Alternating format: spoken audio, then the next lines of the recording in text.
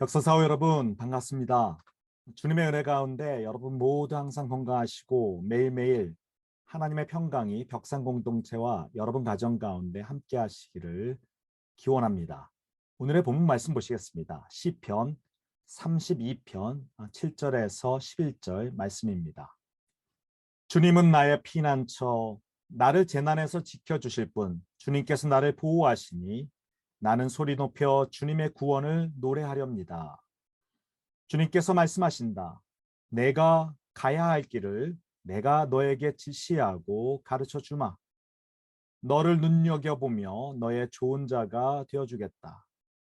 너희는 제갈과 굴레를 씌워야만 잡아들 수 있는 분별 없는 노새나 말처럼 되지 말아라.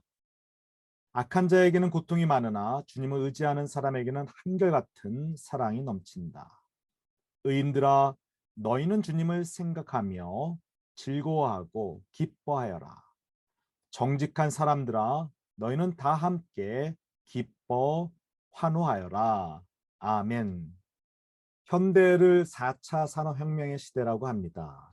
클라우스 슈밥은 제4차 산업혁명을 이끌어갈 주요 기술들을 크게 세 가지 영역으로 나누고 있습니다. 첫째는 첨단 로봇 공학 같은 물리학 기술이고, 둘째는 디지털 기술, 그리고 세 번째는 마지막으로는 유전학 같은 생물학 기술입니다.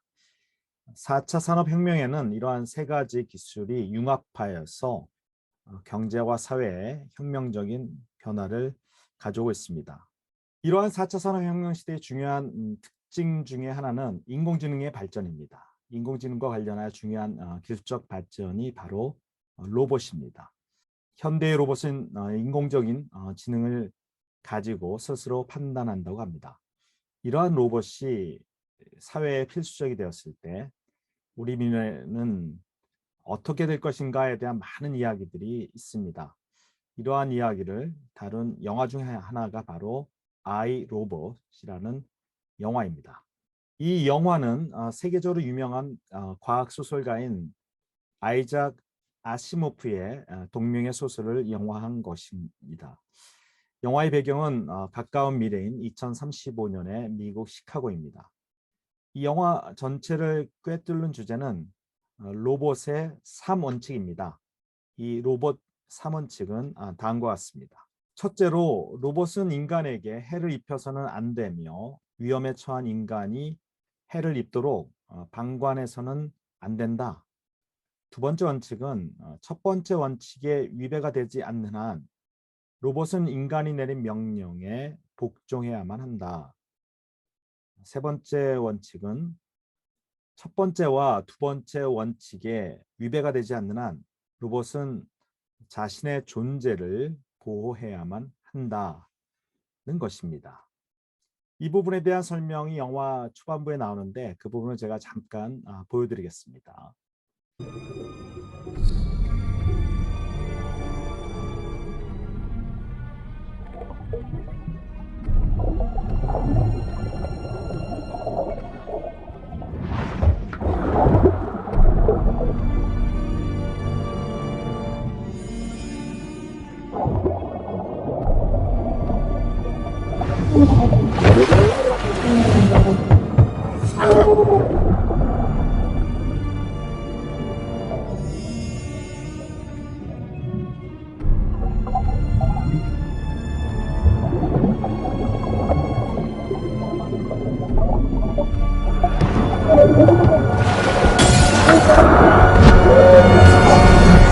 배우 윌 스미스는 이 영화의 주인공인 스푸너 형사를 연기하였습니다. 그는 몇 년 전 교통사고를 당했습니다. 이 교통사고 당시에 그는 한 소녀와 함께 물에 빠졌는데 로봇이 어린 소녀를 구하지 않고 자기를 구한 경험을 생각하며 아주 괴로워합니다. 로봇은 자신에게 주입된 프로그램에 따라서 합리적으로 판단하였습니다. 로봇의 계산에 따르면 어른인 스푸너가 살 확률은 45%였고 어린 소녀인 세라가 생존할 확률은 11%였습니다. 이러한 계산의 근거에서 로봇은 스푸너를 구하였던 것입니다. 스푸너 형사는 자신이 살았지만 세라가 죽은 사실에 괴로워하면서 1%의 확률이라도 있다면 아이를 먼저 구하려고 했어야 한다고 말합니다. 이것이 바로 인간적이라는 것입니다. 로봇은 계산을 잘할 줄 모르지만 계산만 잘할 뿐 가슴이 텅 비어 있는 쇳덩어리에 불과할 뿐이라고 비난합니다. 이러한 이유 때문에 스푸너 형사는 로봇을 신뢰하지 않고 부정적인 시선을 가지게 됩니다.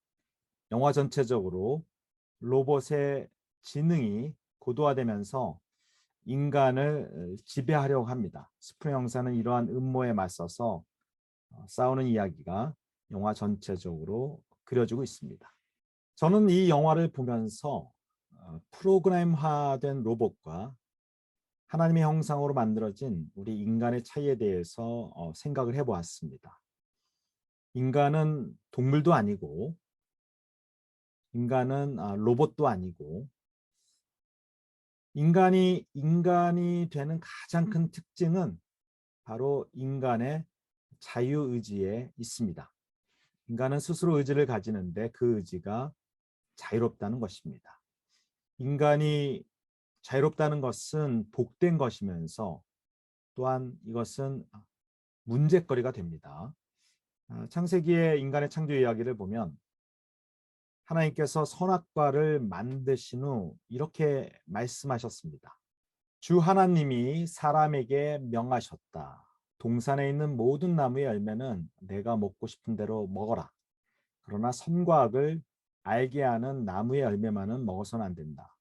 그것을 먹는 날에는 너는 반드시 죽을 것이다. 하나님은 에덴 동산에 인간을 만드시면서 내가 먹고 싶은 대로 먹어라 라고 말씀하십니다. 그런데 한 가지 제한 사항이 있었습니다. 선악과 나무만은 먹지 말라는 것입니다. 그러나 인간은 이것을 지키지 않았습니다. 이로 인해 죄가 세상에 들어왔습니다. 어떤 사람은 창세기 하나님은 심술궂은 할아버지 같다고 비평합니다. 하나님께서 에덴 동산에 선악과를 만들지 않았더라면 인간이 죄를 짓지 않았을 것이고 죄를 짓지 않았다면 이 세상에 이처럼 문제가 있고 고통스럽지 않았을 것이라고 불평합니다. 그러나 선악과를 먹지 말라는 말씀은 창조주의 심술궂은 행동이 아닙니다. 이것은 인간의 한계성을 의미합니다. 피조물인 우리 인간은 신이 아닙니다. 신이 아닌 우리 인간은 우리 인간의 삶의 자리에 있어야 하고 우리 삶의 자리가 있다는 것을 인정하고 받아들여야 합니다. 이것이 바로 인간의 삶의 조건입니다. 이것을 거부하고 그 선을 넘을 때 우리 인간은 죄를 짓게 되는 것입니다.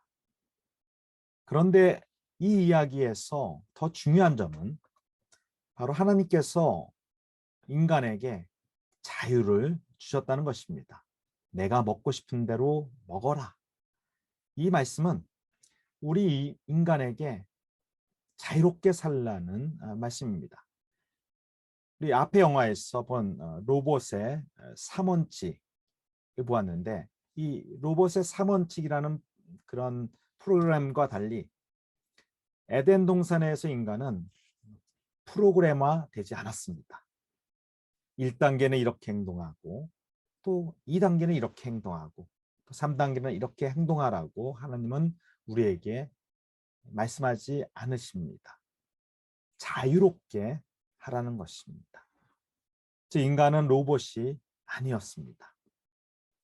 우리 인간은 자유로운 존재였습니다.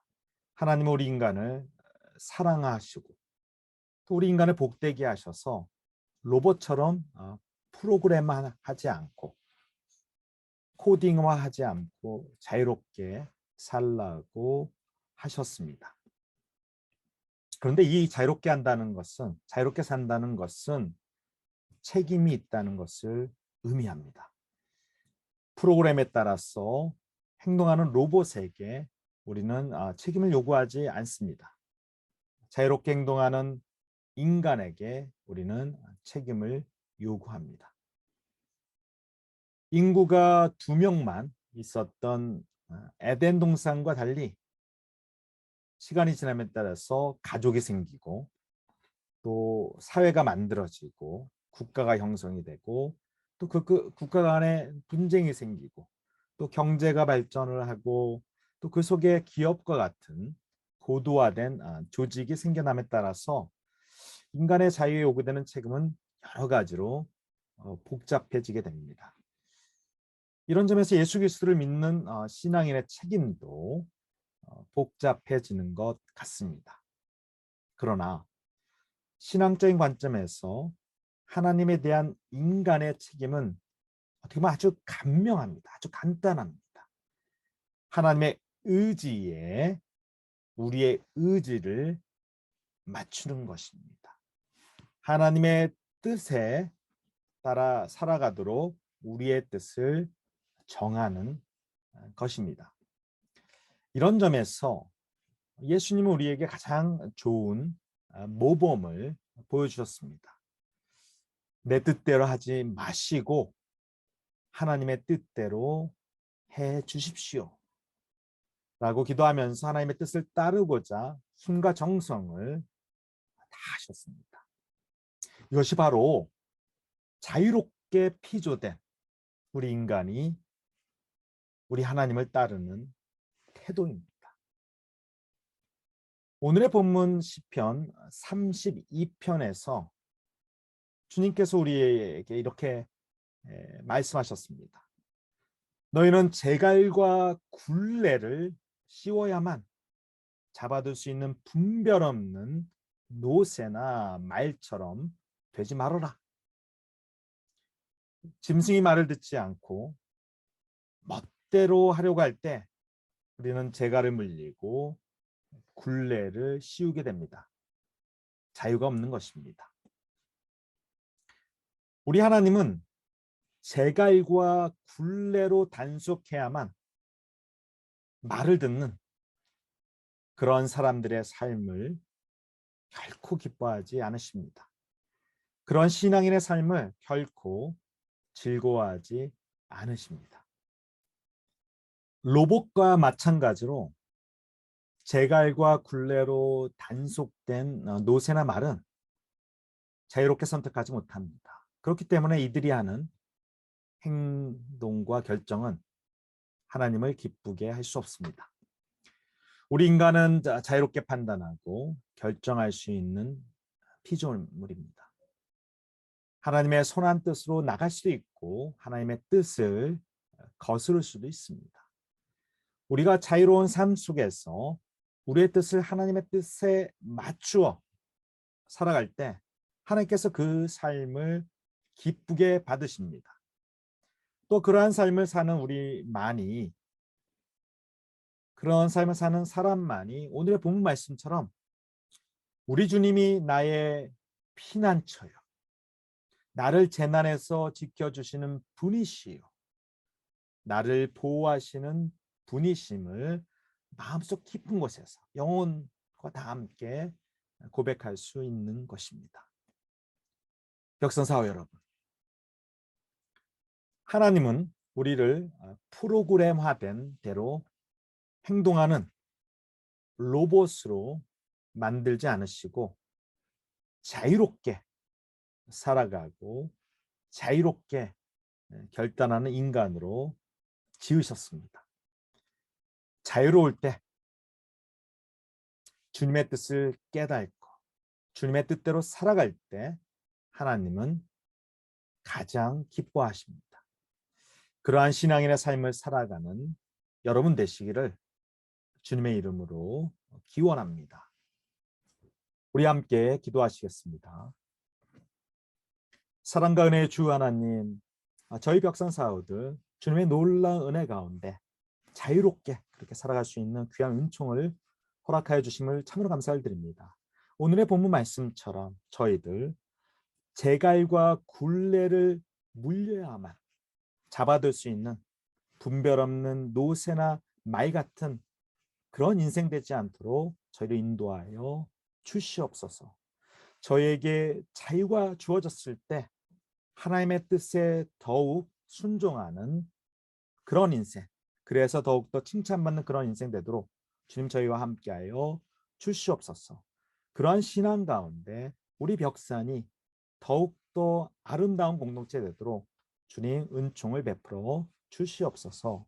예수님 이름으로 기도하였습니다. 아멘.